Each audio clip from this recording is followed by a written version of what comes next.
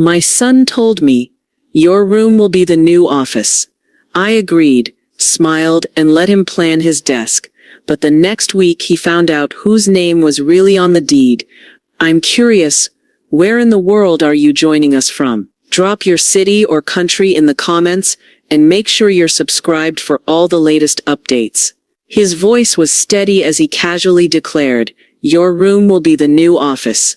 I couldn't respond right away. The morning sun filtered through the kitchen window, painting golden rectangles across the counter. Eleanor sat at the table, sipping her coffee in slow, practiced silence, the only sound the soft ticking of the wall clock and the occasional clink of her spoon against porcelain. She'd woken early, as always, finding comfort in her quiet rituals, the kind that had long held her together. Jason walked in wearing sweatpants and a hoodie, tousled from sleep but already scrolling through emails on his phone. He moved toward the fridge without looking up. Morning, he said flatly. Distracted, Eleanor smiled gently. Morning, sweetheart. He poured orange juice into a glass, took a sip, and then, just like that, dropped it. We need more office space, so your room will be the new office. No build-up, no pause, no discussion. Eleanor froze, her mug halfway to her lips, her breath caught, and something sharp pressed against her ribs from the inside. Jason finally looked at her. I've been thinking about it for a while, he added, as if he were announcing a change in cable providers. Her room, the one at the end of the hall with the soft blue curtains and the quilt she'd sewn years ago during Steve's chemo. Her books lined the shelves, her photographs still on the nightstand. It wasn't just a room, it was the last part of the house that was still hers. Before she could find words, Sarah walked in, brushing her sleek hair into a ponytail. We talked about it, she said, flashing a smile that didn't quite reach her eyes. It would be easier for all of us. Jason's been needing a real workspace.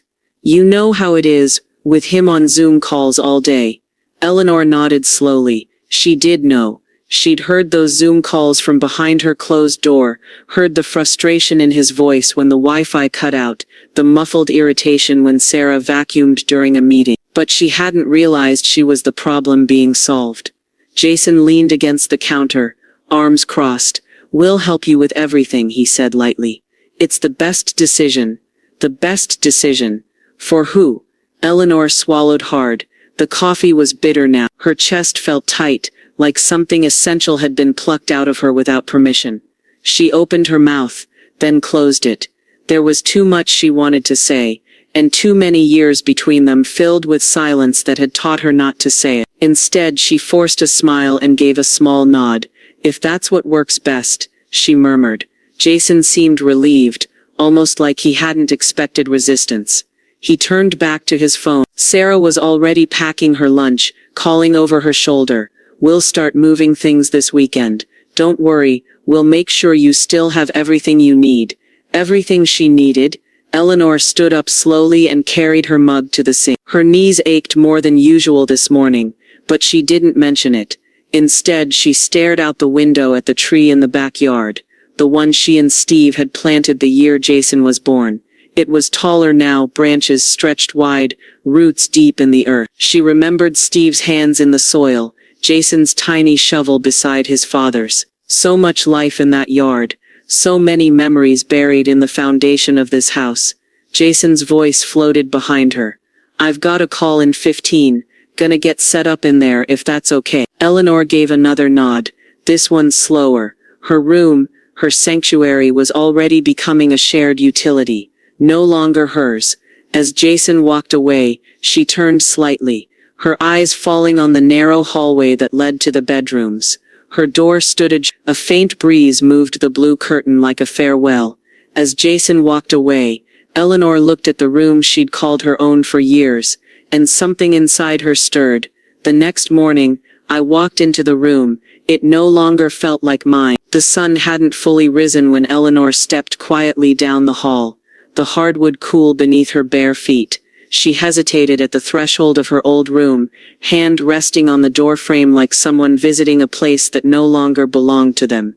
Inside, her breath caught. Jason was already there, laptop open, headphones on, murmuring into a microphone. The curtains were open wide, letting in the pale morning light. Her vanity, where she once brushed her hair each evening, was gone. In its place stood a collapsible desk stacked with wires, notebooks and a half-empty coffee cup. Boxes lined the wall. Her things, books, scarves, trinkets she'd collected over the years, all stuffed into cardboard like donations waiting to be driven away. Jason looked up and smiled absently before muting himself. "Morning, Mom. I've already moved some of your stuff to the attic, just the essentials are still here for now." Eleanor blinked. The essentials, her fingers curled slightly at her side. "I figured it would help you adjust," he added, already glancing back at his screen. She stood frozen for a beat, unsure of what to say. Her dresser was shoved into the far corner, like an afterthought. Her chair was missing entirely. "Where's my quilt?" she asked softly. Jason gave a quick shrug. "It's in one of the boxes. I had to clear some space." Her throat tightened, but she nodded. She didn't want to fight, not this early in the day, not with him sitting in the middle of what used to be her private world, acting as if nothing had changed. "Okay," she whispered. Jason smiled and gave her a thumbs up before returning to his meeting. As if that was that. Eleanor stepped back, shutting the door behind her without a sound. In the kitchen she poured herself a cup of coffee but didn't drink it. She simply stood by the window, watching the backyard sway gently in the morning wind. The bluebird feeder she'd hung years ago was still swinging, an echo of a past that felt further away by the hour. She wandered into the living room, sat on the couch and stared at the framed photo of her and Steve at the Grand Canyon. Her fingers traced the glass. He'd never let something like this happen. He would have noticed what it meant. He would have understood. The silence around her deepened. The house didn't feel like home anymore. Not fully. The air inside seemed thinner now, the walls closer together. Every corner she passed had once held some part of her now. It all felt borrowed. Her phone buzzed on the side table. A message from Jason.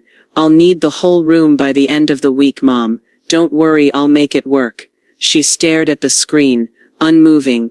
There it was, no question, no conversation, just a deadline. She placed the phone face down. Later that afternoon, Eleanor went to the attic and carefully opened one of the boxes Jason had packed. Inside were photo albums, a folded hand-knit shawl, and a small jewelry box she hadn't seen in years. Her fingers trembled as she lifted the lid and saw the locket Steve had given her. Still shining, still hers. She pressed it into her palm and took a deep breath. Then she closed the box, gently resealed the tape, and sat back on her heels. She wasn't angry, not yet, but there was something colder than anger moving inside her, an awareness, a quiet knowing that she'd become an afterthought in her own life. And it was time to decide whether she'd let that continue. Jason mentions, "I'll need the whole room by the end of the week, Mom." "Don't worry, I'll make it work." Eleanor, holding the locket in her hand, thinks, "We'll see about that." I never thought the silence could feel so loud. Every time I walked past, I felt like I was being erased. Eleanor avoided the hallway for the rest of the day. She filled the time with little things, wiping down countertops that didn't need wiping, rearranging a spice rack she barely used anymore, folding laundry that was already folded. But her eyes kept drifting to that door. Her door, now his office. It was always closed. She knew Jason was inside, talking on video calls, making decisions, building a life. But for the first time in a long time, she didn't feel like part of it. She felt like a bystander in her own home. That night she sat alone on the couch with a photo album across her lap. It was filled with snapshots of a time when the house had felt alive. Jason's soccer games, Sarah's baby shower, Steve barbecuing in the backyard. Her fingers lingered on one picture of Jason as a toddler wrapped in a blue blanket, his smile wide and toothless. She'd given everything for him. Now she couldn't even keep a room. Eleanor didn't cry. Not yet. Instead, she closed the album and returned it to the shelf like she was shelving part of herself. The next morning she passed the closed door again. A low murmur of Jason's voice filtered through the wood. She paused, almost knocked. But what would she say? "I miss my room? I feel invisible?" She wasn't sure anymore if he'd understand or care. Instead, she turned and walked toward the guest room where she'd been sleeping the past few nights. It smelled like dust and detergent. The mattress was firmer, the light colder. She hadn't brought many things in. Just a few clothes, her toiletries, and a pillow that didn't feel like hers anymore. It felt temporary, like she didn't belong. Later that day, she ran into Ruth at the grocery store. Ruth, with her practical shoes and kind eyes, immediately noticed the cloud Eleanor tried so hard to hide. "You look like someone stole your chair," Ruth said with a small smile. Eleanor chuckled dryly. "More like my space." They walked down the cereal aisle together, and Ruth listened quietly as Eleanor explained what had happened. "He didn't ask, just decided," Eleanor said. "Moved my things out like it was nothing." "And you let him?" Ruth asked gently. "I didn't know how to say no," Eleanor admitted. "He was so sure of himself, like it was already done." Ruth placed a hand on her cart. "Eleanor, it's your house too. You don't owe anyone silence." That sentence stayed with her the rest of the day. That evening, as she set the table for dinner, just 2 plates now, since Sarah was working late, she felt her resolve harden. She hadn't raised her son to disregard people's feelings. She hadn't built a life to be boxed away. She didn't want conflict. But she wanted dignity, and somehow she'd lost it between the boxes and the silence. After dinner, she returned to her small temporary room, sat down at the edge of the bed and picked up her phone. Text to Jason, "We need to talk about the room." A minute passed, then 2. Jason replied, "Sure, Mom. Tomorrow morning work?" Eleanor exhaled slowly. She didn't know what she would say yet, but the silence had gone on long enough. Eleanor sends Jason a message. "We need to talk about the room." As she sets the phone down, she whispers to herself, "No more being invisible." His response was swift and dismissive. "You don't need it. I'm doing this for all of us." The next morning, Eleanor sat at the kitchen table, waiting. Her tea had gone cold. The sun filtered in through the blinds in slanted gold lines, painting the floor like a cage. Jason walked in, coffee mug in hand, phone tucked under his arm. "You wanted to talk?" She nodded and gestured for him to sit. He did, reluctantly, the chair scraping the tile louder than it needed to. "I want to talk about the room," Eleanor said calmly. Jason sighed. "Mom, not this again. You didn't ask," she said, trying to keep her voice even. "You just decided. That space was mine." Jason leaned back. "I didn't think you'd care this much. You weren't using it. I was living in it," Eleanor said. "That was my space, my things, my memories. You moved them out like they didn't matter."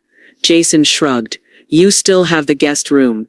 "It's not about the guest room," she snapped, then caught herself. "It's about respect." Jason set his mug down. "Look, I'm working 12-hour days. Sarah works from home now too. We needed a workspace. This house needs to work for all of us, not just you. So you decided the solution was to erase me?" He blinked. "That's not what this is. You didn't ask. You told me. That's not a discussion. That's a dismissal." Jason leaned forward, frustration coloring his face. "You don't understand what it's like to juggle kids, work, bills."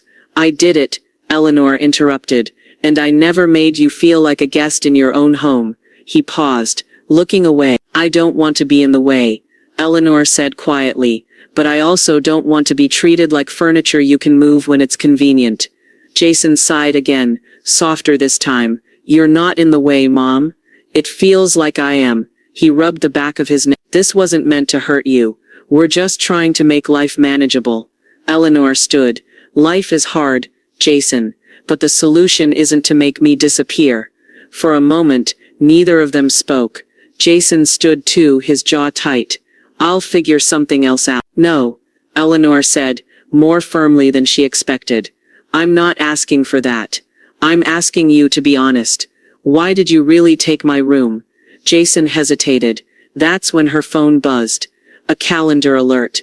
Eleanor's brows furrowed. It was a shared notification from Jason's email. "Meeting with real estate broker, 2:00 p.m. Her blood ran cold. "What's this?" she asked, holding up her phone. Jason's eyes flicked to the screen, then away. We're exploring options, he said vaguely. Options for what? Eleanor demanded. If we sell, we could get a bigger place. More rooms. A proper office. Maybe a separate in-law unit. You mean move me out? She said flatly. Jason didn't respond. Jason has already been meeting with a real estate agent to sell the house, without telling Eleanor. I see, Eleanor said, her voice quiet now. So the room was just the beginning. Jason looked uncomfortable. It's not like that. But you signed a contract for office space, didn't you? She asked. His face gave him away before his mouth could. You already planned this. You didn't just need a room. You needed me out of it. Jason tried to recover. We're just exploring options. Nothing's final. It was final enough to move me out without asking, Eleanor said. Eleanor walks out of the kitchen, her heart pounding. This wasn't about space. It was about erasing me entirely. But I'm not gone yet. I never expected the news to hit me so hard. It wasn't just about the room anymore. 2 days passed in uncomfortable silence. Eleanor kept to herself. Her routines fractured. Her new room felt temporary. A spare bed, a borrowed lamp, boxes she hadn't unpacked because she didn't want to stay. She cooked dinner. She folded laundry, but the house didn't feel like hers anymore. It felt like something slipping through her finger. Then, on a Thursday afternoon, she ran into her neighbor Mrs. Leland, while collecting the mail. Your son mentioned y'all might be moving soon, Mrs. Leland said brightly. Eleanor blinked. Moving? Oh, he didn't tell you. Said they were thinking about putting the house on the market, downsizing. Or maybe relocating.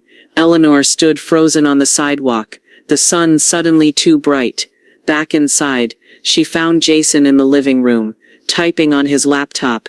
Are you selling the house? She asked without preamble. Jason looked up, startled.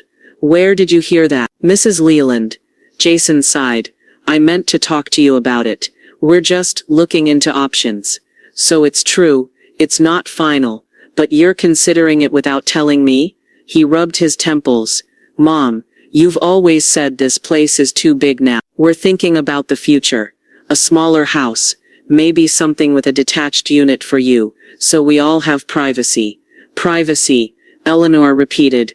You mean separation. Jason stood. This isn't an attack. Sarah and I have to think practically. You're retired. The kids need space. We can't all live like this forever. And what about what I need? He hesitated.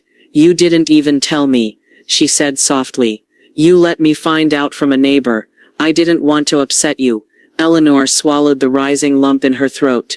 It's too late for that. Jason tried to placate her. Look, if we decide to move, we'll make sure you're comfortable. We'll handle the details. It's not like you'll be left behind. She stared at him.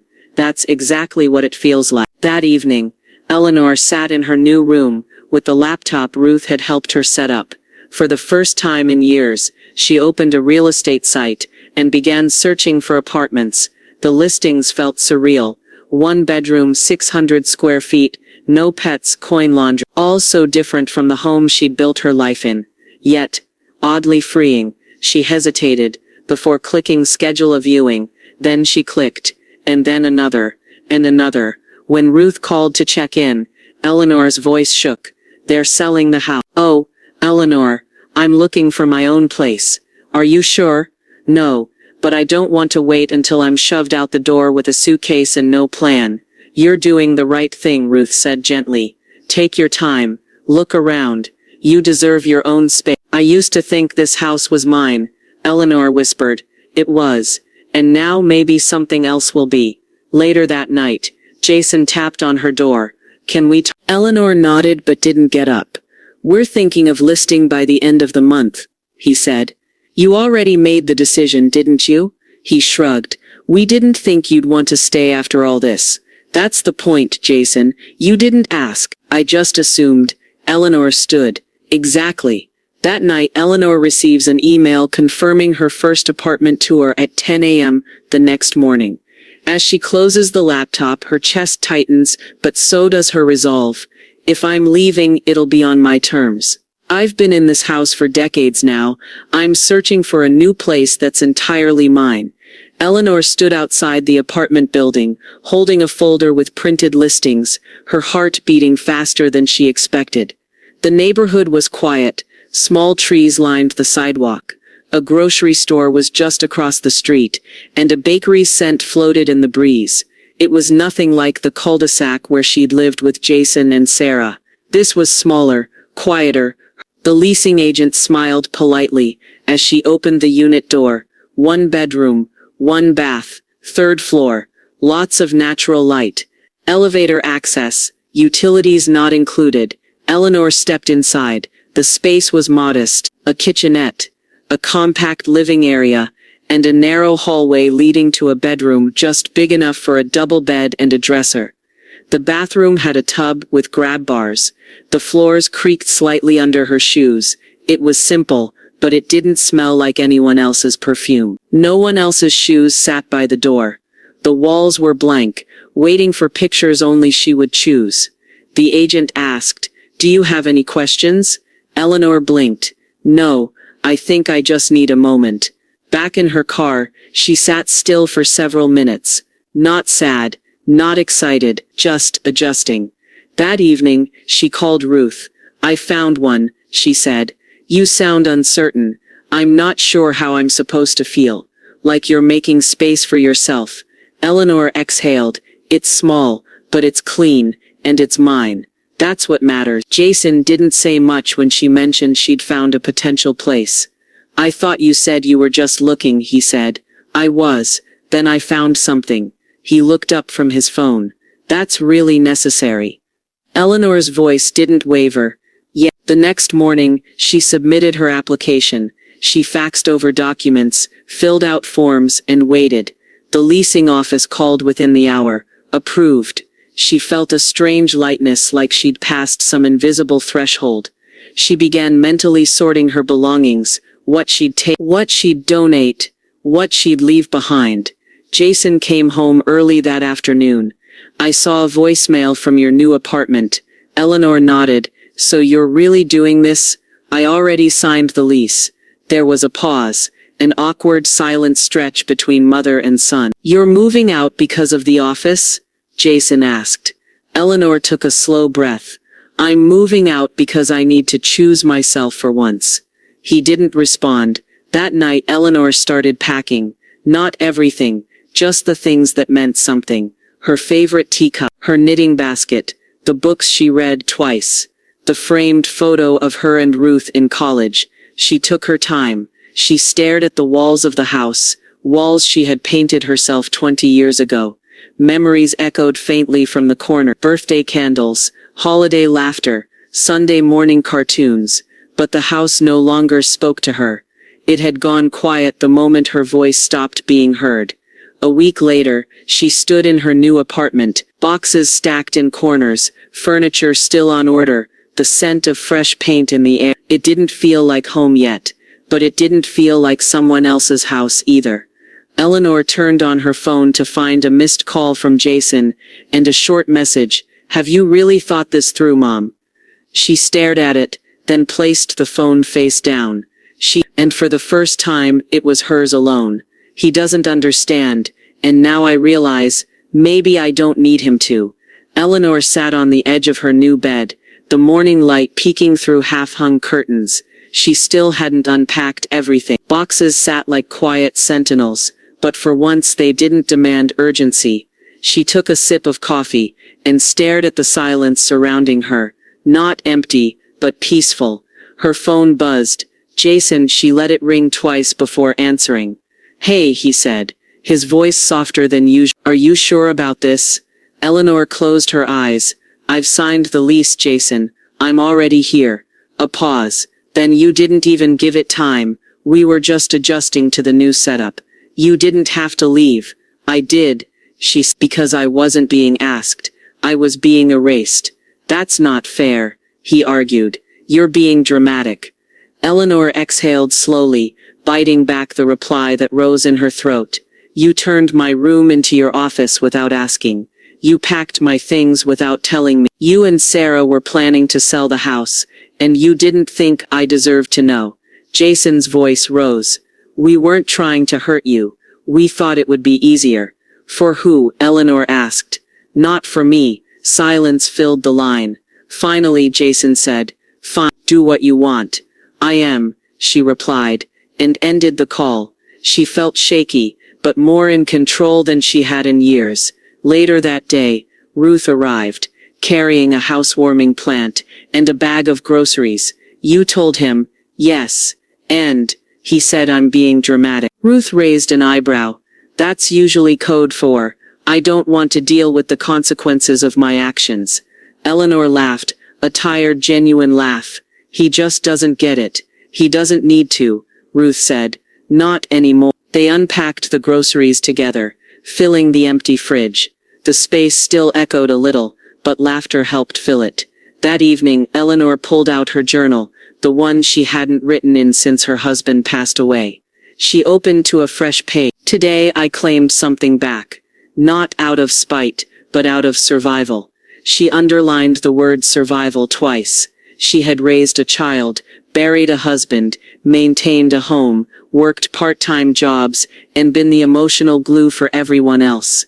No one had ever asked her what she wanted. Until now, she was asking herself.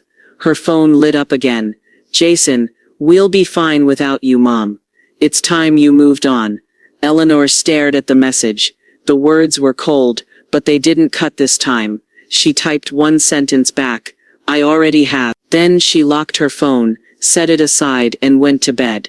The next morning, Eleanor stood in the doorway of her old room one final time, keys in her hand, boxes loaded, life realigned.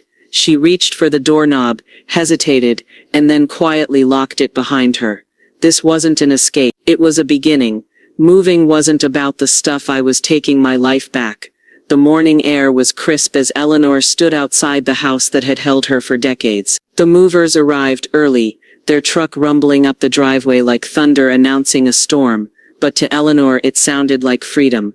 She greeted them with a calm smile. The boxes are all labeled. Most of it is in the front room. Inside, the house was quiet, eerily. Jason and Sarah were still in bed, or pretending to be. The coldness that had settled over the household in the past few weeks had hardened into silence. Eleanor didn't knock on their door. She didn't need another goodbye that sounded like guilt or obligation. She simply walked into what used to be her room, now Jason's office, and retrieved a few last belongings. A scarf from her late husband, a stack of journals, her jewelry box. The furniture could stay. Her life wasn't in the furniture, it was in her. As she stepped out of the room, Jason stood at the end of the hall. You're really doing this? He asked, groggy-eyed and barefoot. Eleanor nodded, steady. Yes, I am. He rubbed the back of his neck. I didn't mean for it to get like this. I know, she said, but it did. Jason looked like he wanted to say more, but he didn't. Instead, he stepped aside. As the movers loaded the last box, Eleanor stood in the kitchen. She ran her fingers along the familiar counter where she had once made school lunches and baked birthday cake. A life of service, now wrapped in tape and cardboard. She turned to the window and whispered, thank you, not to Jason or Sarah, but to the space itself. The front door creaked open. Ruth stepped in, holding 2 coffees. You ready? Eleanor nodded, taking the warm cup with a grateful smile. More than ever. They watched as the final box disappeared into the truck. Eleanor looked around once more, at the staircase she'd climbed thousands of times, the photos still on the walls, the creaky floorboard by the front door. She walked outside without looking back. The drive to the apartment was quiet. Ruth let Eleanor sit with her thoughts. She could feel the mix of fear and liberation radiating from the passenger seat. At the new place, the movers worked quickly. The boxes were carried in, furniture arranged just as she'd planned. The space was modest, but sunlight poured through the windows, soft and golden. Eleanor walked through it slowly. Her things, her timeline, her decision. She unpacked a few items, her favorite blanket, the teapot she couldn't live without, the framed photo of her and Ruth on a beach trip from years ago, small pieces of herself, grounding her in the newness. As she unwrapped a ceramic bowl, her phone buzzed. Unknown number. She answered hesitantly. Mrs. Halberd? A professional voice asked. This is Brian from Midtown Realty. There's an issue with your lease paperwork we need to discuss. Eleanor's chest tightened. What kind of issue? She asked, already bracing herself. There's been a challenge to the agreement from your previous address. It may affect your current contract. Eleanor blinked, stunned. A challenge? Yes, ma'am. We'd like to meet in person tomorrow to explain. She hung up slowly, the weight of the call setting in like a shadow. Ruth noticed her expression. What happened? Eleanor stared at the phone for a long moment. I don't know yet, but I think Jason's not quite finished with me. Eleanor stared out the window of her new apartment.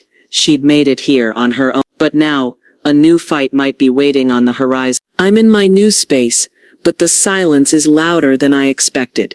The morning after the call, Eleanor sat at her tiny kitchen table, staring at the untouched cup of tea in front of her. The apartment was quiet, almost too quiet, like the air was holding its breath alongside her. She had dreamt of peace, of stillness, of mornings like this, free from anyone's expectations but her own. But the unease in her stomach told her that peace hadn't arrived just yet. She picked up her phone, scrolling through her recent calls. Jason hadn't followed up, but that only made her more suspicious. He didn't like when things didn't go his way, and Eleanor had finally stopped doing things his way. Later that afternoon, she walked to the leasing office. The real estate agent, Brian, greeted her with a polite but awkward smile. I'm sorry, Mrs. Halberd, he began. There's been a formal inquiry submitted about the lease. Your son filed a claim questioning your financial independence and mental capacity. Eleanor felt the floor shift beneath her. I beg your pardon. He claimed you were coerced or unfit to make long-term decisions on your own, Brian said, eyes full of discomfort. It's not uncommon when families are involved in property transfers or elder care arrangements. I'm 62, not 90. Eleanor snapped, more hurt than angry. I signed the lease myself. I pay my bills. There's no issue. I believe you, Brian said, but until the matter is resolved, the lease will be under review. Eleanor left the office in a haze, the cold wind biting harder than it should have. Jason hadn't just let her go. He was trying to take her autonomy with him. Back at the apartment, she called Ruth. He's trying to control the narrative, Eleanor said. He's painting me as incapable. That's not just controlling, Ruth replied. That's manipulative and cruel. Eleanor didn't cry. She'd already shed enough tears in that old house. But she did feel a sharp pang, like something inside her had been insulted. She had spent her life being steady, dependable. She deserved better. She decided to call her lawyer. Do I need to fight this in court? She asked, fingers trembling slightly. We're not there yet, the lawyer replied, but you should start gathering documentation, financial records, medical history, anything that shows you're capable and independent. It felt like being put on trial just for trying to live her life. The next few days passed slowly. Eleanor kept unpacking, one box at a time, trying to build a sense of home in the midst of all the chaos. Jason hadn't called, Sarah hadn't texted. The silence from their end was its own kind of weapon, but Eleanor didn't reach out. Not this time. One night, as she was going through a box of old papers, she found a manila envelope labeled House Deed, Archive Copy. Inside was a second copy of the ownership transfer from when she and her late husband had first purchased the house. Her name was clearly there, sole owner, following his passing. She held the paper like a shield. This is my life, she whispered, not his to control. Then the letter arrived. It was in Jason's handwriting. A thick envelope slid under her apartment door. Inside was a typed document, a financial settlement offer. A large sum, bigger than she expected. Enough to buy silence, buy peace, buy her absence from the story he wanted to tell about the house, and her place in it. A note was attached. This is fair. Let's not make this harder than it needs to be. Jason hadn't just wanted the room, or even the house. He wanted to control how she exited his life, quietly, neatly, with a price tag. Eleanor folded the letter, placed it back in the envelope, and stared out the window. The skyline blinked in the distance. a quiet promise of the life she could still have, if she didn't sell herself. She whispered to herself, "I won't be bought," and began drafting her response. A financial settlement, but it doesn't feel like peace. Eleanor stared at the letter again the next morning. It lay flat on her table, untouched except for the sharp crease she'd made folding it shut the night before. The offer was generous on paper, but something about it felt off, like a check signed in guilt, rather than goodwill. She poured herself coffee and sat down across from the envelope, like it was an adversary. Jason hadn't called, hadn't explained. He just sent money and a message. "This is fair. Let's not make this harder than it needs to be." Harder for whom? Ruth came by later that afternoon. Eleanor slid the envelope across the table, and Ruth read the note without saying a word. After a long pause, Ruth said softly, "He wants to erase what happened. This is a cleanup job, not a peace offering." Eleanor nodded. "If I take the money, I'm giving him permission to rewrite the story, to tell himself and others that this was my idea, that I agreed to be pushed out." "And if you don't?" Ruth asked. "Then he's left with the truth." Eleanor replied, her voice steady, "That I walked away because I had to, and that he made it impossible to stay." Still, the money was tempting. It would pad her savings, give her more freedom, maybe even let her retire a little earlier, take that art class she'd been thinking about, or finally travel without guilt. But every time she looked at the offer, it felt like silence wrapped in dollar signs. She called her lawyer. "I got a financial settlement offer," Eleanor said. "Should I take it? Have you read the fine print?" The lawyer asked. "If it comes with a non-disclosure agreement, or waives any rights to future claims, I'd be very cautious." Eleanor scanned the back page. There it was, a confidentiality clause. She'd have to agree not to speak publicly or privately about her removal from the house. It was more than money, it was a muzzle. "I see it," she said, "and I know what I'm going to do." The next morning, Eleanor sat at her small desk, hands calm and purposeful, as she wrote her reply. "Jason, I received your offer. I've read it carefully. While I appreciate the financial generosity, I won't be accepting the terms. This isn't about money. This is about respect, about dignity, and about the truth. You don't get to rewrite what happened by handing me a check and hoping I disappear quietly.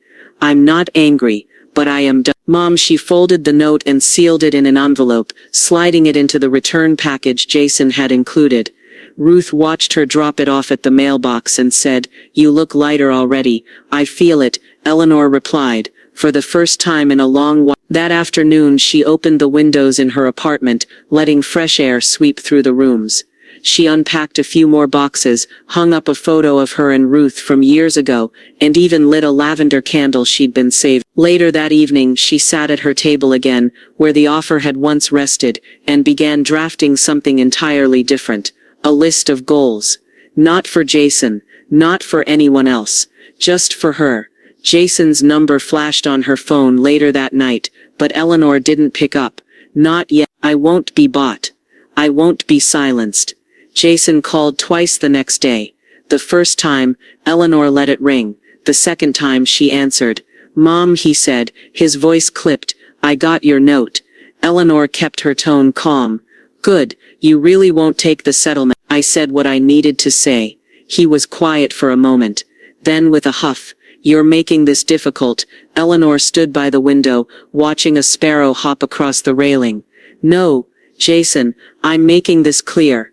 You'd rather hold on to bitterness than move on." She turned from the window. "No, I'd rather move on with my head held high, not with hush money in my pocket." Jason's voice rose. "It's not hush money, it's a clean break. A way to close the chapter. The chapter isn't yours to close." He sighed heavily, clearly frustrated. "You're being emotional." "No," she said firmly, "I'm being intentional." When he hung up, Eleanor didn't cry, she didn't shake. She made tea, sat at her kitchen table, and felt something unfamiliar settle into her bones. Resolve. She called Ruth. "I think he really believed I'd fold." "You didn't," Ruth said. "You drew a line. That's not folding, it's standing." In the days that followed, Eleanor noticed something strange. She wasn't anxious anymore. She slept better. She began going for walks, breathing deep. She didn't feel like she was waiting for an apology, for acceptance, for anything. She had taken herself off hold. Her apartment, though modest, began to feel like home. She bought a few new pieces of furniture, small things, chosen just for her. A blue armchair that hugged her shoulders, a plant stand by the window, a hand-woven rug that made her feet feel warm every time she stepped inside. Jason sent one more message. If you change your mind, the offer still stands. She didn't reply. Instead, Eleanor started keeping a journal. She filled it with thoughts, memories, even sketches. She hadn't drawn in years, but something about this phase of her life made her want to rediscover the things she'd let go of. One day, Ruth brought over a flyer for a writing workshop at the local library. You should go, she said. You've got a story to tell. Eleanor smiled. Maybe I'll write the truth. All of it. Ruth raised an eyebrow. With names changed, I hope. Of course. Eleanor chuckled. I'm not here for revenge. I'm here for peace. That night, Eleanor lit a candle, poured herself a glass of wine, and looked around her space. No one had control over this room but her. No one would decide when or where she belonged. No one would tell her when her chapter had ended. She was writing the next one herself. Jason sends one final message. I'm coming by tomorrow. We need to talk. He thinks he can bully me into submission, but I'm done being bullied. Eleanor opened the door slowly. Jason stood there, dressed in business casual, as if trying to prove something. His expression was tight, his jaw set. Hi, Mom, he said. She stepped aside. Come in. He walked into the small living room, scanning the apartment like it was a hotel suite. Impersonal, temporary. It's smaller than I imagined, he said. Eleanor didn't rise to the bait. It's mine. Jason sat, pulling out an envelope. I brought the settlement again. I had it revised. More generous. She folded her arms. I didn't ask for it. He looked at her like she was being unreasonable.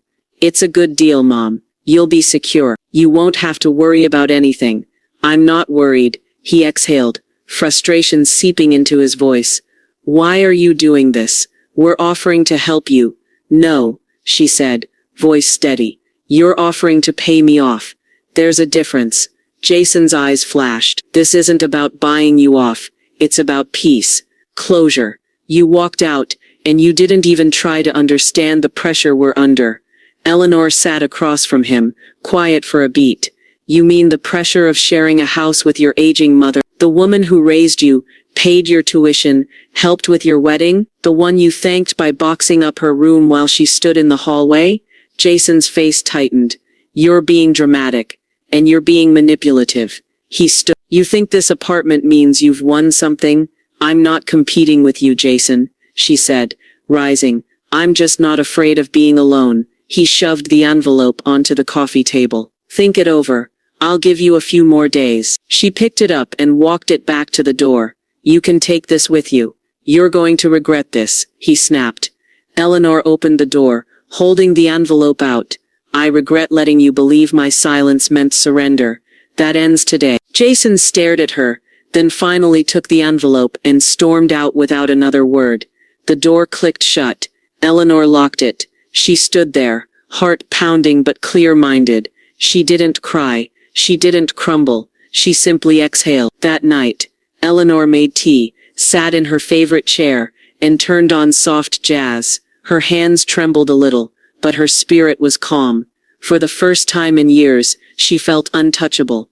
The phone rings. It's Jason calling to apologize. But this time, Eleanor isn't sure she wants to listen. His apology didn't come with expectations. It came with sincerity. The phone rang again. Eleanor stared at the screen. Jason. She let it ring once, twice, 3 times. On the 4th, she answered. Hi, she said simply. Jason's voice was quieter than she remembered. Hi, Mom. I wanted to say I'm sorry. She said nothing. I shouldn't have spoken to you the way I did, he continued. I was angry, frustrated. That's not your fault. I took it out on you. Eleanor sat down slowly, feeling the tension leave her shoulders. Thank you for saying that. There was a pause. Then he said, I didn't realize how much I hurt you until you closed the door. You made it clear I wasn't needed, she said. So I listened. I didn't mean it like that, he said, voice cracking. I just thought I was doing the right thing. I didn't realize how wrong it was until you walked away. I didn't want to, she said softly. But I had to. I know, Jason said. And now I do too. There was silence, comfortable, almost peaceful. Then he asked, Can we talk? I mean face to face. Eleanor thought about it. That depends. Is this a conversation or another negotiation? Jason hesitated. A conversation. Just that. She agreed to meet at a nearby cafe, neutral territory. No history, no memory. The next day, they sat by the window, coffees cooling in front of them. Jason looked older than he did weeks ago, like the emotional weight had caught up with him. I brought the papers, he said, reaching into his bag. Eleanor's heart skipped, but then he added, to tear them up, if you'll let me. She nodded once. Do it. He did, slowly, piece by piece. I won't pretend to fix everything overnight, he said. But I want to make space, not in a house, but in my life for you, on your terms. Eleanor stared at him for a long time. I accept your apology, but that doesn't mean everything goes back to how it was. I don't expect it to, he said quickly. Just, I want you to know I see it now, what I did, how it made you feel. Eleanor sipped her coffee. It'll take time. I've got time, he said, with a faint smile. She gave a small nod.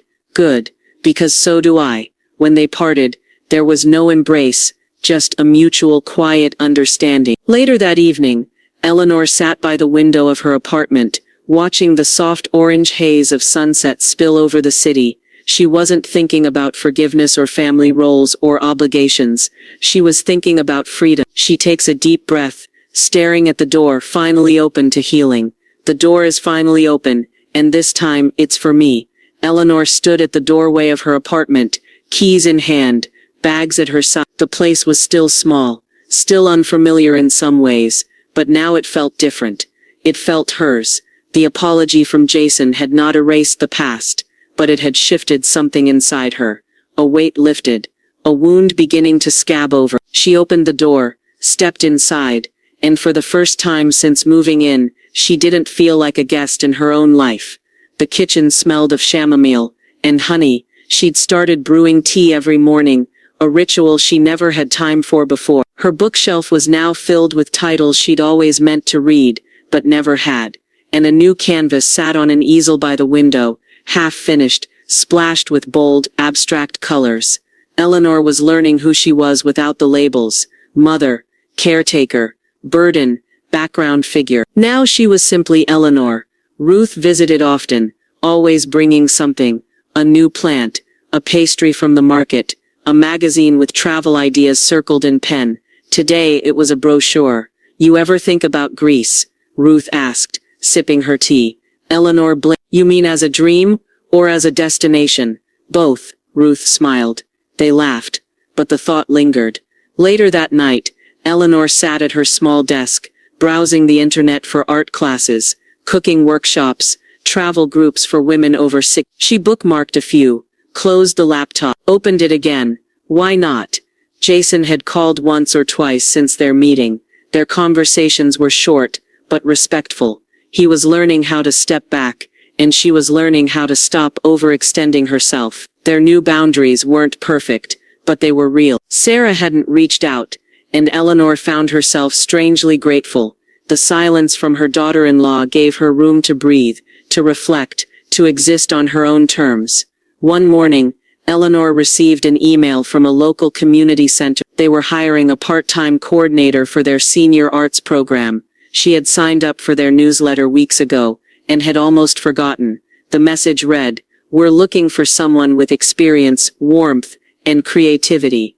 If that's you, we'd love to talk."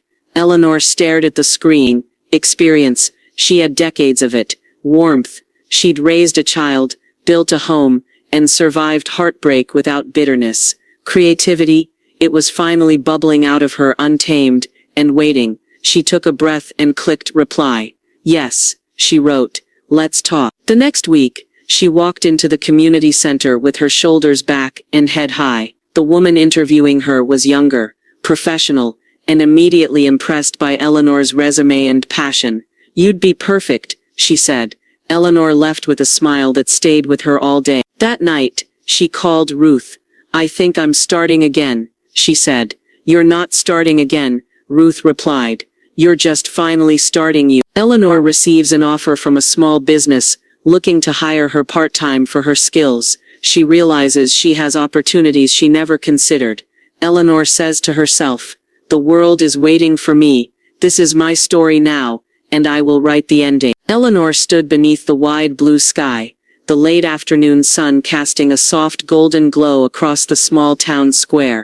Children laughed in the distance, wind tugged gently at her scarf, and for the first time in years, she felt like she had just finished helping organize her first community art exhibit, a mix of local painters, hobbyists and retirees, rediscovering joy through creativity. The turnout had been small, but warm, sincere. Eleanor had been at the center of it all, guiding, encouraging, supporting, not just present, purposeful. After the last easel was folded and the chairs stacked, Eleanor lingered in the quiet of the now empty hall. She looked around and smiled. This was hers. Not the space, but the feeling, the agency, the life. Jason had called earlier that morning. "Mom," he said gently, "I just wanted to say, I'm proud of you." There was no follow-up, no condition, no attempt to fix or claim her, just words, honest ones. It had taken time, distance, silence, reflection, but their relationship had begun to evolve into something that no longer drained her. It was slow, but slow was okay. She had also received an invitation from the local university to speak on a panel about women reinventing their lives after Ruth, of course, had insisted she say yes. "You're exactly the kind of story people need to hear," she said, beaming. Eleanor hesitated at first. Who was she to give advice? But then she realized she didn't have to give answers. She just had to be honest. So she accepted. Her life, once defined by sacrifice, now unfolded in choice. She painted in the mornings, worked part-time at the community center, and spent quiet evenings reading novels by the window, or sharing dinner with Ruth. The bitterness had melted away, not because things were perfect, but because they were hers. She no longer needed validation from anyone, not from Jason, not from Sarah, not even from the version of herself that had once begged for approval. The past was still there, but its grip on her had loosened. Eleanor walked past the bakery where she used to rush after errands, now stopping to smell the fresh bread, chat with the owner, take her time. Time was hers now. She glanced down at her phone, a new message from the community center director. The kids program would love a storytime volunteer. Interested? Eleanor smiled. She texted back. Always. That night she sat on her balcony, cup of tea in hand, the city lights twinkling in the distance. The hum of life below was no longer something she watched from behind glass. It was something she had stepped into, fully, boldly. Eleanor whispers to herself, "I've always been enough."